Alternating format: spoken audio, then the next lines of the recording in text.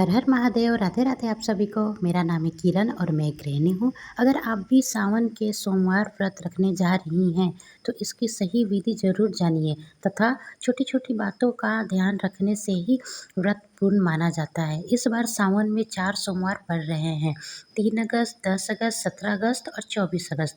इन तारीखों को याद कर लीजिए ताकि महादेव के भक्ति का एक भी सोमवार छूटे नहीं। ये चीज़ आपको भी पता है कि सावन में सबसे ज़्यादा पूजा शिव भगवान की होती है। सावन ही शिव भगवान के लिए बना हुआ है और नहीं पता तो हम आपको एक लाइन में बताते हैं। आपको ये चीज़ अच्छे से पता है कि पूरे हमारे ब्रह्मांड की रक्षा, देखभाल, व्यवस्थित वो विष्णु भगवान करते हैं और सावन आते-आते ना वो 1 महीना के लिए निद्रा अवस्था में चले जाते हैं।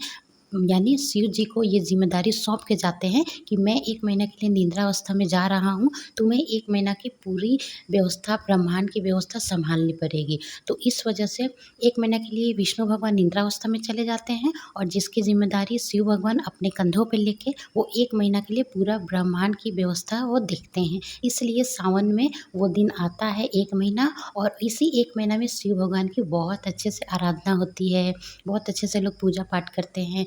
बोल बम होता है, बहुत सारी चीज़ें इस महीना में होती है और इस महीने को सबसे ज़्यादा शुभ भी माना जाता है। और ऐसा भी कहा जाता है कि सावन में सबसे ज़्यादा लोगों की मनोकामना पूर्ण होती है क्योंकि बहुत सारे लोग जो है वो शिव भगवान के सामने अपनी झोली फैला के मांगते हैं और भोले बाबा के सामने, शिव भगवान के सामने, महादेव के सामने, महाकाल के सामने कोई अगर झोली फैला के कुछ मांगे और भोले बाबा ना दें, ऐसा हो सकता है? बिल्कुल भी नहीं। मैं भी एक शिव भक्त हूँ और मैंने भी उनके सामने झोली फैला के मांगा था। समय लगा लेकिन मुझे मिला, मेरी झोली खुशियों से भर गई। अगर आपकी भी कोई इच्छा है, कोई मनोकामना है तो भोले बाबा के सामने, भोले बाबा के चरणों में अपनी झोली फैला के प्रकट करिए।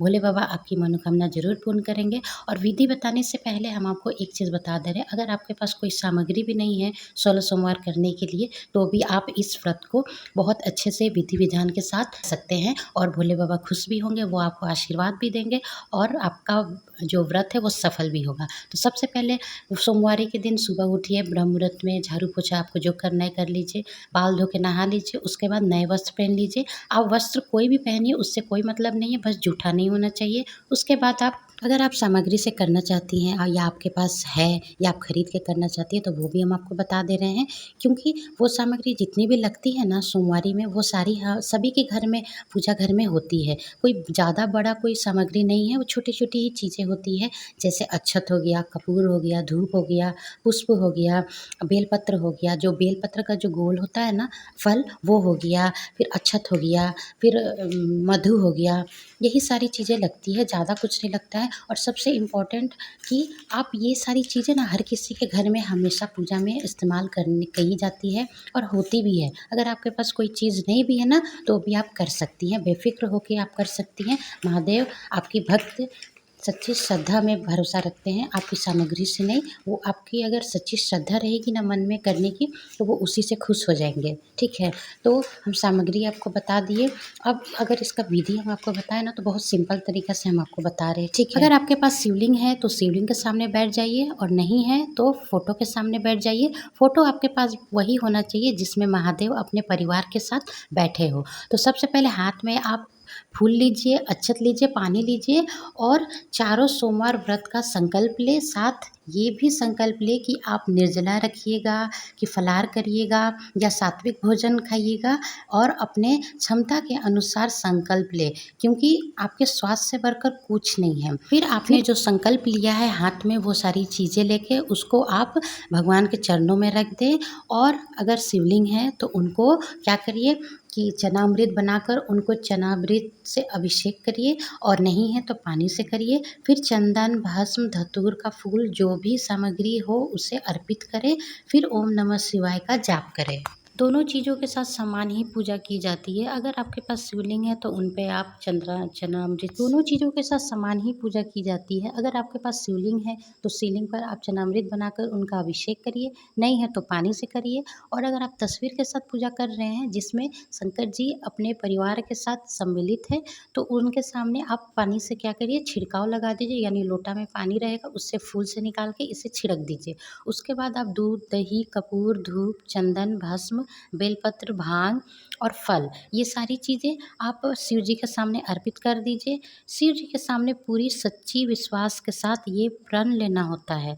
तो संकल्प आप कैसे लें? सबसे पहले फूल लीजिए, अक्षत लीजिए, पानी लेके हाथ में पुष्प लीजिए और संकल्प लीजिए, अपना नाम लीजिए और बोलिए, मैं पूरी श्रद्धा और विश्वास के साथ 16 सोमवार व्रत लेने का प्रण लेती हूँ।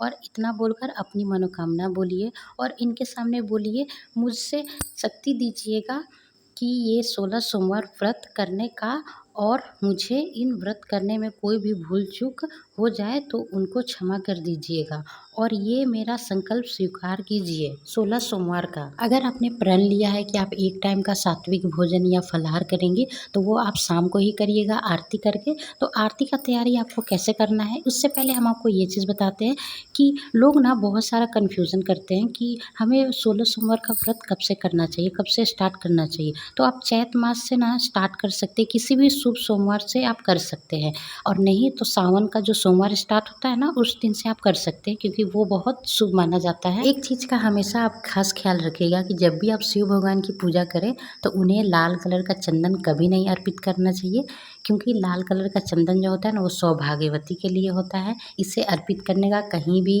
जिक्र नहीं किया गया है।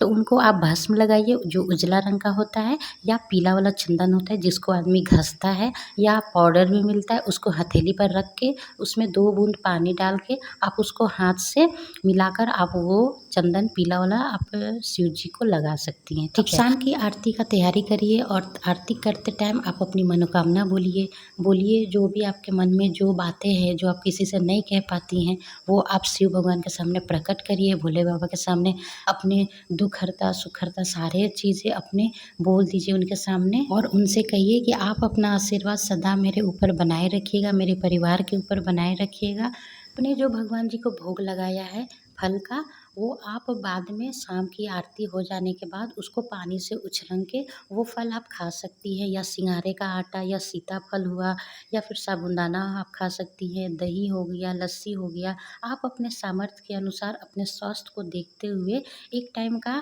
सात्विक भोजन खा सकती है जो सेंधा नमक में बना होता है, बिना लहसुन प्याज का। मैंने आपको इतनी सारी चीज़ें बताई है खाने वाली, इसमें से आप कोई भी एक चीज़ खा सकती है, लेकिन एक चीज़ का खास ख्याल रखिएगा, खाने से पहले आपको शिव जी के सामने अर्पित करना होगा सुबह में, और शाम को उसको उछरांग के ही आपको खाना होगा। इससे आपको फल बहुत अच्छा मिलेगा, क्योंकि उसमें भगवान जी अपना आशीर्वाद देते हैं। इसीलिए तो हम हर सुबह में भगवान जी के सामने जो छोटी सी कटोरी में उन्हें भोग चढ़ाते हैं और शाम को उछरंग के हटा देते हैं, और उसमें से हम थोड़ा थोड़ा सभी किसी को दे देते हैं। इससे ना उनका आशीर्वाद सभी किसी को मिल जाता है। आपको सभी 16 सोमवार का व्रत इसी विधि विधान पूर्ण के साथ करना है। जब आपका लास्ट सोमवारी एक बचता है तो उस दिन आपको उद्यापन करना होता है। अगर आप इस व्रत का उद्यापन नहीं करोगे तो ये व्रत पूर्ण नहीं माना जाएगा। उद्यापन का मतलब ये होता है कि जिस दिन आपका सारा सोमवारी कंप्लीट होने को है, यानी एक बचा होता है, उस दिन आप सुबह में उठिए और उसके बाद आपकी जो भी चीज़ें हैं, जो भी काम है आप सुबह में कर लीजिए। उसके बाद आप नहा धोआ कर वस्त्र नया पहन लीजिए, और अगर आपके पास शिवलिंग भगवान है तो उन पर एक जल लोटा से अभिषेक करिए, और नहीं है तो आप मंदिर जाके वहाँ पे एक लोटा जल भर के उन पे अभिषेक करिए और बोलिए, आज से ये व्रत मेरा पूर्ण हुआ और मुझे शक्ति दिए उसके लिए बहुत बहुत आपका धन्यवाद। आपने अपना आशीर्वाद मुझ पे बनाए रखा उसके लिए भी बहुत बहुत आपका धन्यवाद। फिर आप ब्राह्मण को भोजन कराइए, आपका जो भी सामर्थ्य है यानी उनको दक्षिणा दीजिए, और वस्त्र देना है आप वस्त्र दीजिए। बहुत लोग हवन भी कराते हैं, हवन कराना चाहिए। हवन कराने से ना ये व्रत आपका ना बहुत पूर्ण तरीके से माना जाता है और बहुत अच्छा आपको महसूस भी होगा।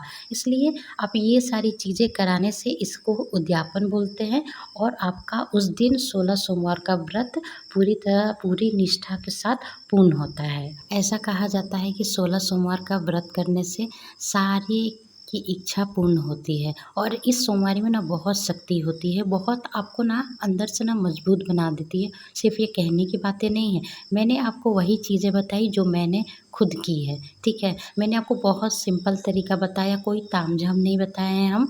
और आपके पास अगर सामग्री है तो ये सारी सामग्री से आप कर सकते हैं, नहीं है तो आप सिर्फ एक लोटा जल भरिए, हाथ में लीजिए और अपने संकल्प बोलिए, जो भी आपकी मनोकामना है वो बोलिए और भगवान पर फिर उनके चरणों में उसको डाल दीजिए। इससे बढ़कर कहा जाता है ना कि जो एक लोटा जल होता है ना, उसमें बहुत शक्ति होती है। उससे भी भोले बाबा ना बहुत खुश हो जाते हैं। आप खुद सोचिए कि ये लोग एक जो बोल बम जब आता है सावन में, तो लोग कहाँ से जल भर के कहाँ पे उनको मतलब उनको नहलाने जाते हैं।